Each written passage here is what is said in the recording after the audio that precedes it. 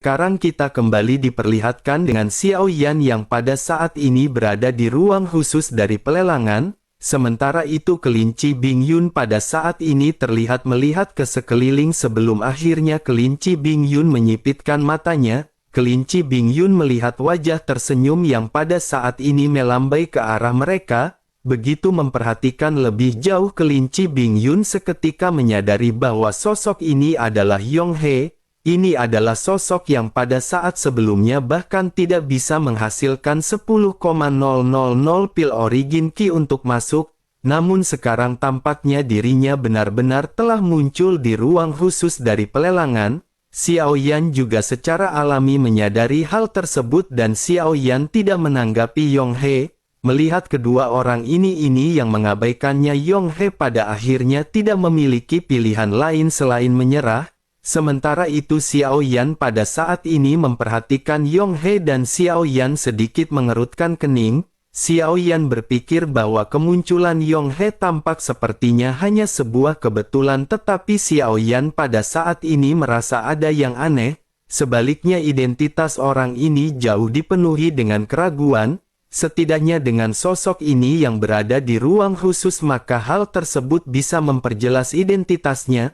Xiao Yan pada saat ini bisa merasakan bahwa dirinya sepertinya benar-benar memiliki identitas lain dan tujuan tertentu. Xiao Yan pun bergumam di dalam hatinya bahwa jika dirinya tidak dikirim oleh Istana Dewa Pemburu, lalu apa tujuan orang tersebut mendekati Xiao Yan? Jika dirinya ingin membunuh Xiao Yan, dirinya juga sesungguhnya dapat melakukannya di dalam kehampaan.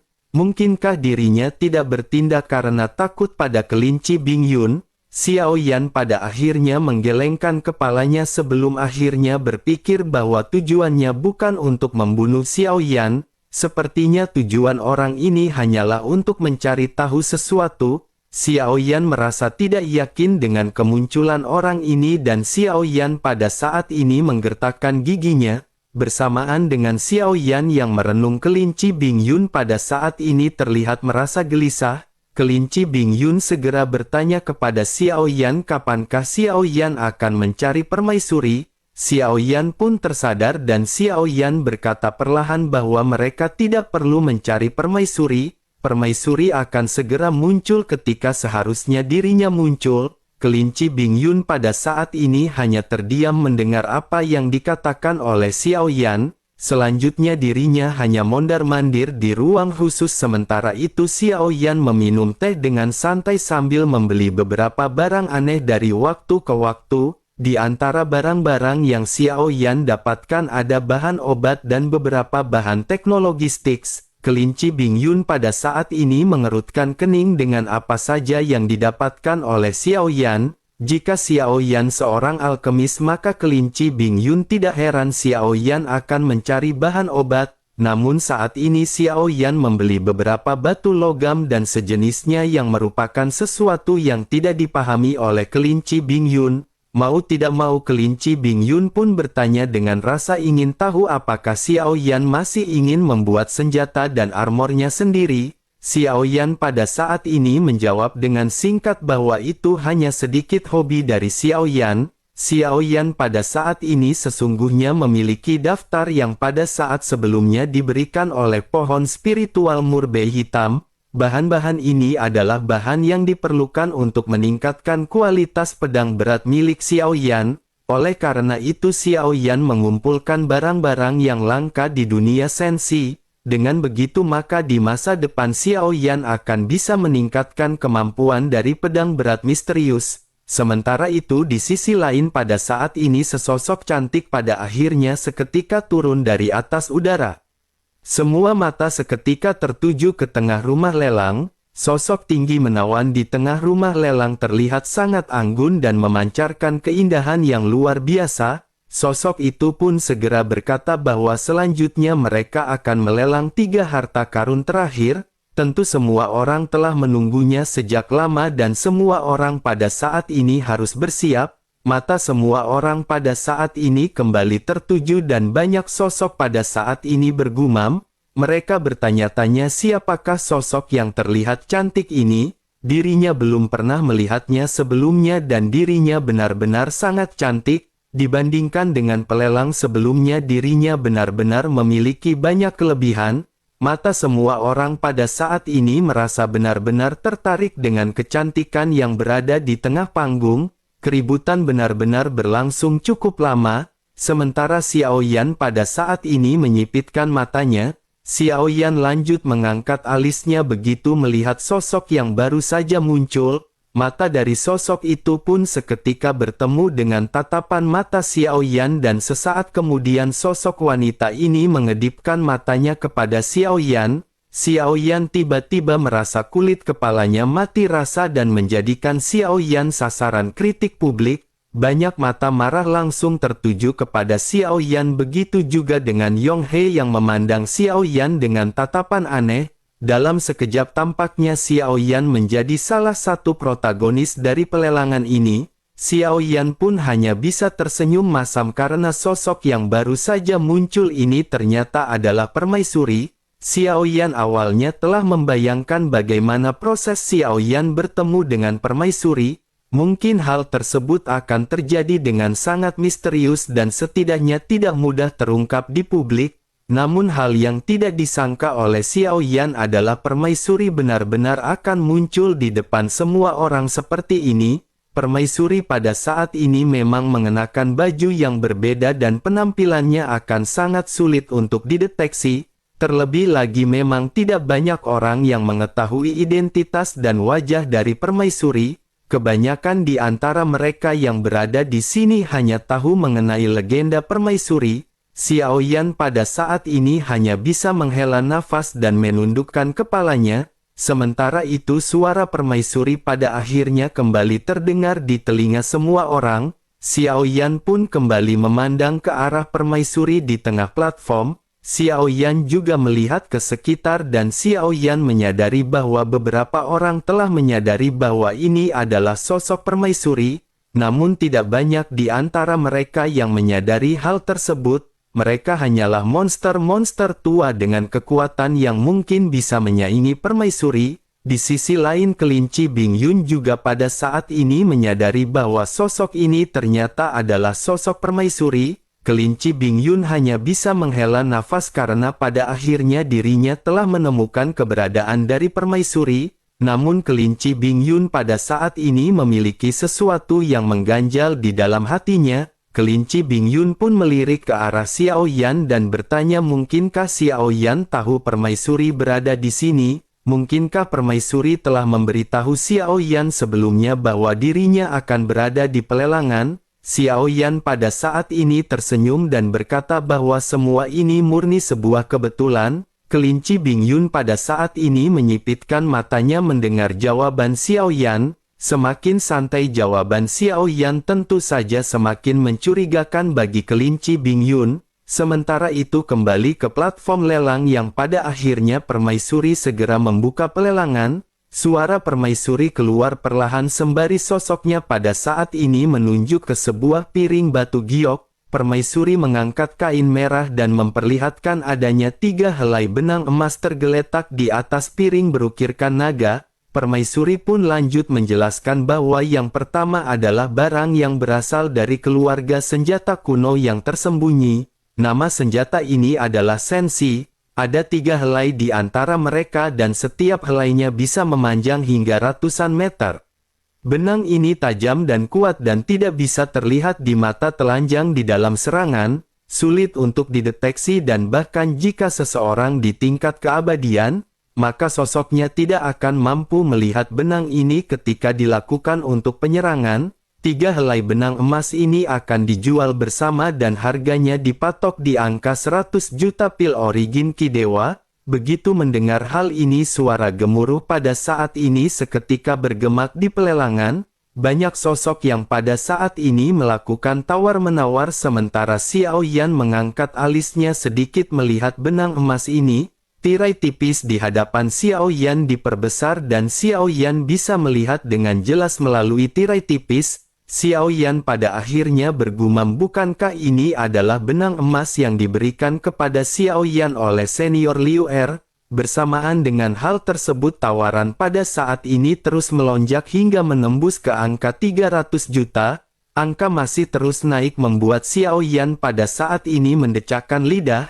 Xiao Yan pun bergumam bahwa jika senior ke-6 berada di sini, maka dirinya mungkin akan mendapatkan banyak uang dari senjata tersebut. Xiao Yan pun menghela nafas sementara pelelangan pada akhirnya menjadi semakin memanas. Pada akhirnya 3 benang dewa ini dilelang dengan harga 2,5 miliar. Permaisuri pun menjatuhkan palu emas dan sosoknya pada saat ini tersenyum ke arah khalayak ramai.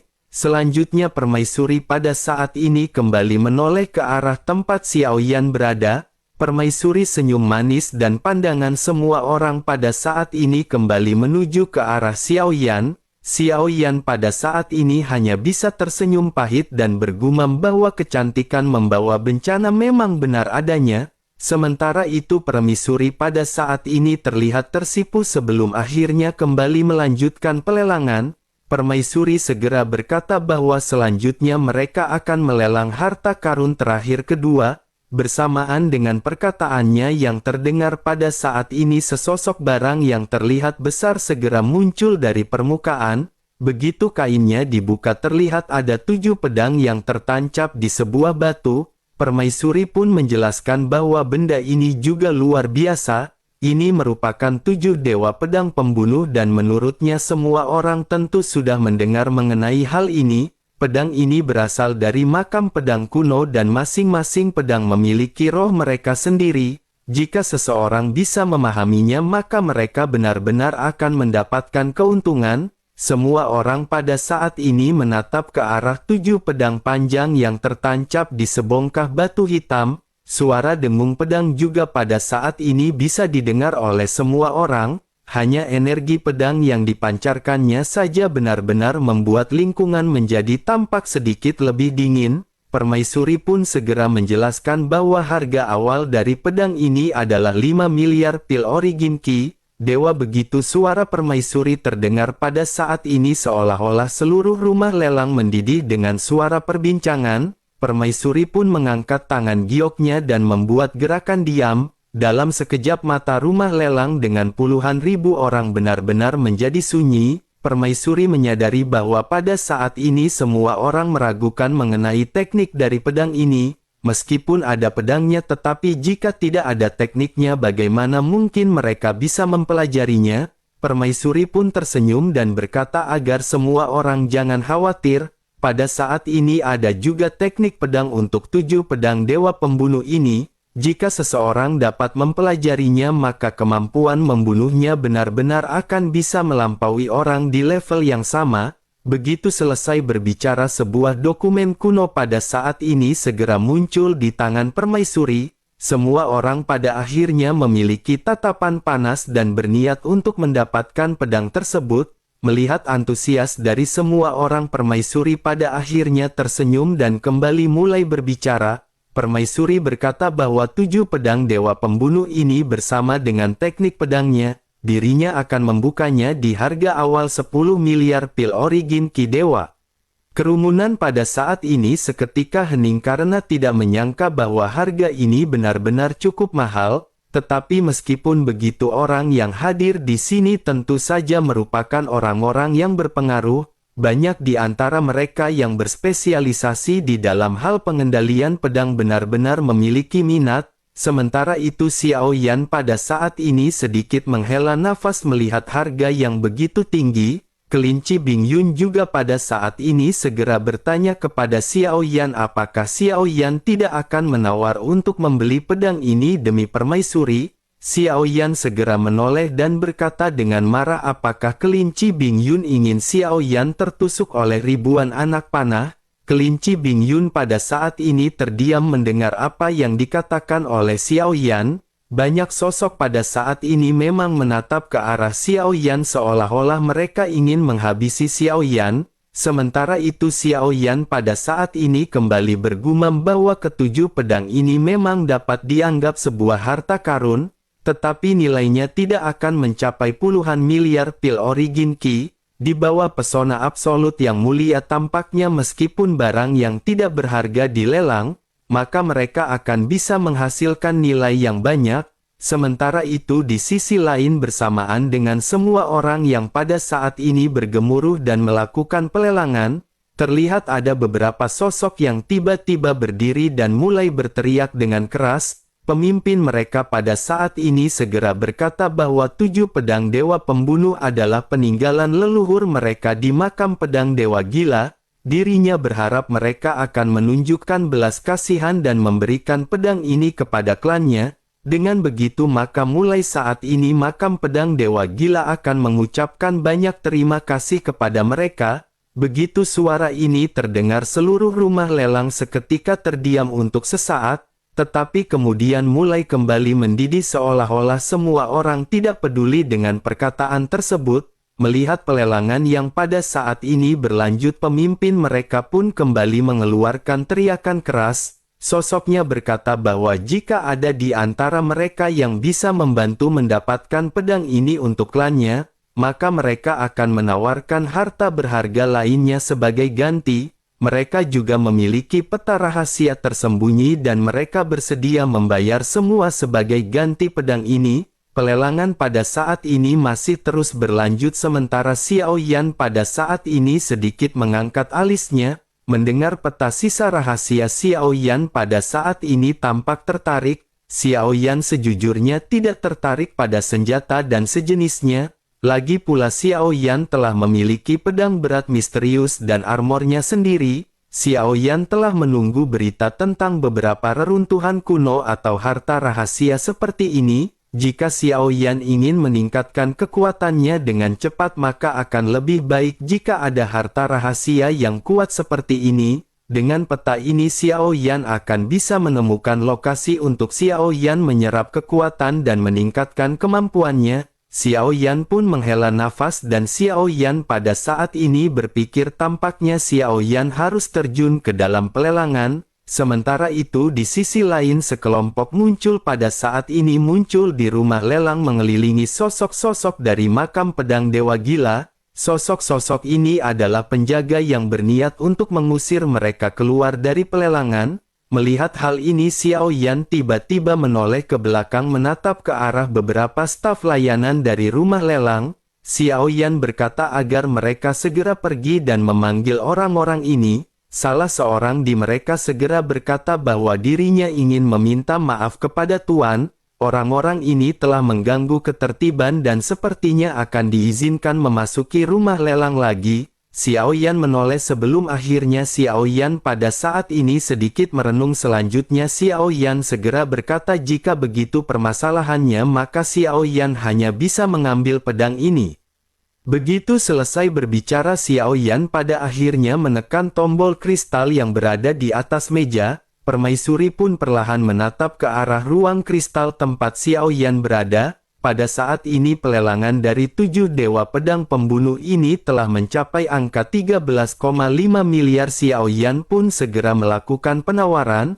Masih ada juga orang lain yang pada saat ini melakukan penawaran dan sosok tersebut terus-menerus bersaing dengan Xiao Yan. Pada akhirnya setelah persaingan singkat Xiao Yan pun berhasil menang di dalam pelelangan. Sementara itu permaisuri pada saat ini segera melanjutkan dengan item lelang terakhir. Permaisuri berteriak bahwa mereka pada saat ini akan segera melelang harta ketiga. Harta ketiga ini lebih penting dan dirinya berharap semua orang pada saat ini melakukan persiapan. Begitu selesai berbicara sosok permaisuri pun seketika perlahan naik ke udara dan seluruh rumah lelang mulai berputar. Sebuah benda besar pada saat ini terus naik dari bawah platform rumah lelang.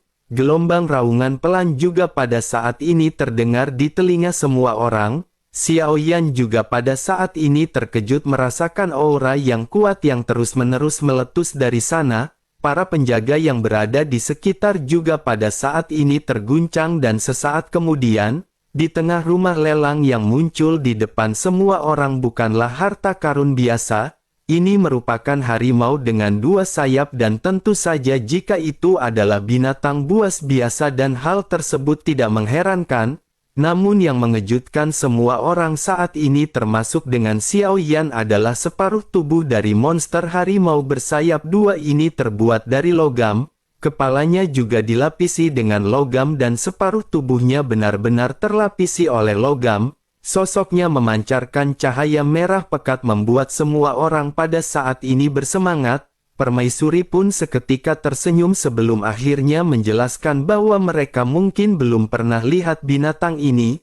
Binatang ini disebut dengan harimau dewa Void yang berasal dari dunia Taiksu yang sangat kuat. Jika digunakan sebagai alat bantu tempur maka dirinya benar-benar akan menampilkan kekuatan ganas yang dirinya miliki. Selama simbol darah dicap di binatang ini maka sosoknya tidak akan memberontak dan benar-benar setia sepanjang hidupnya. Ketika semua orang mendengar tentang dunia Taiksu mata semua orang pada saat ini menyipit, tampaknya mereka telah mengetahui bahwa dunia Taiksu benar-benar memiliki kekuatan absolut. Dengan begitu maka mereka pada saat ini benar-benar sangat tertarik dengan apa yang pada saat ini dilelang. Xiao Yan juga pada saat ini melihat ke arah sosok harimau yang separuh tubuhnya ditutupi logam. Hal yang paling luar biasa lagi adalah bahwa dirinya bukanlah benda mati, masih ada aura kehidupan dari harimau tersebut dan Xiao Yan tercengang. Xiao Yan pun bergumam bahwa dunia Taiksu benar-benar bisa mengubah tubuh dan menggabungkannya dengan logam. Hal ini benar-benar sungguh sulit untuk dipercaya dan kemampuan dari dunia Taiksu tampak memang jauh di depan dunia Senshi. Sementara itu di saat yang bersamaan di dalam kehampaan terlihat ada dua sosok yang pada saat ini melayang. Sosok ini dengan mata dingin mengamati sekitar sebelum akhirnya melakukan perbincangan. Jika diperhatikan keduanya mengenakan armor besi yang tampak serupa dengan klon Taiksu yang dimiliki oleh Xiao Yan. Salah seorang di antara mereka segera berkata apakah 893 yakin telah menerima gelombang Dewa Void 1087? Sosok 893 pun pada saat ini menjawab kepada sosok yang dirinya sebut 927.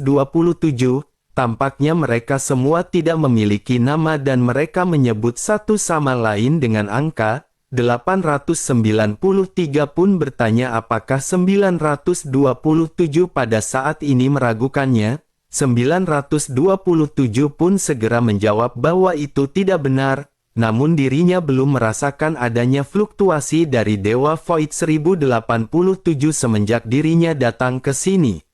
Mata dari 893 pun memancarkan aura membunuh yang kuat dan sosoknya berkata bahwa dirinya tidak tahu apa yang digunakan oleh orang ini hingga bisa menyembunyikan Void God Armor. Begitu selesai berbicara pada saat ini cahaya merah seketika menyapu kehampaan di sekitar dan bintang-bintang tampak dapat dilihat oleh sosok tersebut. Sosoknya seketika bergumam bahwa ada 4 bintang yang mengelilingi sebuah bintang. Tidak ada jejak dan fluktuasi dari armor God Void 1087, namun meskipun begitu dirinya pada saat ini bisa merasakan adanya harimau Void di tempat tersebut. Mendengar hal ini 927 pun menunjukkan ekspresi terkejut dicampur dengan kebingungan. Sosoknya bertanya bagaimana mungkin bisa ada binatang Dewa Void di tempat ini. 839 perlahan menjelaskan mungkin ada armor God Void lain yang telah terjatuh dan berhasil dikendalikan oleh orang-orang dari Xuan Yin. Jika dilihat dari fluktuasinya level mereka tidaklah tinggi dan tidak ada aksi penyelamatan. Selain itu sepertinya orang yang mengambil 1087 juga benar-benar sangat misterius. Dirinya memiliki beberapa cara dan dirinya sepertinya mengetahui sesuatu tentang Taiksu. Dirinya mungkin tahu bahwa keberadaannya terungkap dan dirinya menyembunyikannya sepenuhnya sehingga mereka tidak bisa mendeteksinya. 927 pun menganggukkan kepalanya dan bergumam bahwa jika begitu permasalahannya, mereka benar-benar tidak akan bisa mencari lagi keberadaan dari sosok tersebut. 893 pada saat ini tersenyum dan berkata bahwa selama dirinya masih berada di alam sejati Xuan Yin, jika dirinya berani menggunakan 1087 maka lokasinya akan bisa kembali diketahui. Mereka tidak perlu khawatir hanya karena mereka tidak bisa menemukan keberadaan 1087. Sebaiknya mereka pergi dulu untuk melihat siapakah yang berani mengendalikan monster harimau Dewa Void. Sementara itu kembali ke pelelangan yang pada saat ini masih berjalan dengan lancar. Rupanya ada banyak bos dan orang kuat yang sangat tertarik dengan binatang buas dari dunia Taiksu ini. Penawaran tinggi juga terus melonjak hingga menyentuh ke angka 25 miliar. Tampaknya dunia Taiksu ini benar-benar tidak asing lagi di telinga semua orang. Xiao Yan juga pada saat ini mengerutkan kening melihat apa yang pada saat ini terjadi. Xiao Yan berpikir bahwa tampaknya semua orang benar-benar telah mengetahui kehadiran dari dunia Taiksu. Mungkin saja dunia Taiksu benar-benar bisa mengendalikan semua orang yang berada di sini dan mereka bisa menggunakan orang-orang tersebut. Xiao Yan menyipitkan sedikit matanya dan meskipun Xiao Yan sangat tertarik dengan sosok harimau ini namun Xiao Yan menyadari bahwa sesuatu yang berasal dari dunia Taiksu tidak akan bisa didapatkan dengan mudah. Xiao Yan juga pada saat ini bergumam bahwa harimau Dewa Void ini tidak mungkin muncul ke alam sejati Xuan Yin tanpa alasan. Selain itu pasti ada makhluk lain dari dunia Taiksu di tempat ini. Dibandingkan dengan istana dewa pemburu mereka yang berasal dari dunia Taiksu tampaknya lebih banyak dan merupakan ancaman yang nyata. Xiao Yan pada saat ini menggertakkan giginya karena jika begitu permasalahannya maka pertempuran benar-benar akan terjadi untuk dunia Sensi. Dengan banyaknya jumlah pasukan yang dikirimkan ke dunia Sensi nampaknya kemenangan benar-benar di luar jangkauan dunia Sensi. Xiao Yan pada saat ini berpikir di dalam benaknya bahwa setidaknya di dunia Sensi masih sangat sulit untuk melihat informasi tentang keberadaan dari dunia Taiksu. Namun di dunia sejati Xuan Yin ini Xiao Yan benar-benar mendapatkan informasi tersebut. Meskipun sosok ini hanyalah binatang buas tetapi ini adalah situasi yang mungkin akan dihadapi oleh dunia Sensi. Jika semua orang dikendalikan oleh dunia Taiksu dan menyerang Sensi secara berkelompok maka kehancuran akan semakin parah. Xiao Yan kembali merenung di dalam hatinya dan Xiao Yan pada saat ini benar-benar menggertakkan giginya. Selain itu pertempuran ini juga tidak hanya berhadapan dengan invasi dari dunia luar, ada juga ancaman dari dalam dunia Sensi. Xiao Yan lanjut berkata bahwa pasti ada rahasia khusus yang tersembunyi di pedang 7 di Dewa Pembunuh ini. Lu Tong seketika terkejut dengan apa yang baru saja dikatakan oleh Xiao Yan. Lu Tong menundukkan kepalanya sejenak dan terdiam sesaat seolah-olah dirinya pada saat ini berniat untuk berbohong. Namun Lu Tong tidak berpikir bahwa hal tersebut tidak akan lepas dari pengawasan Xiao Yan sang duta mar.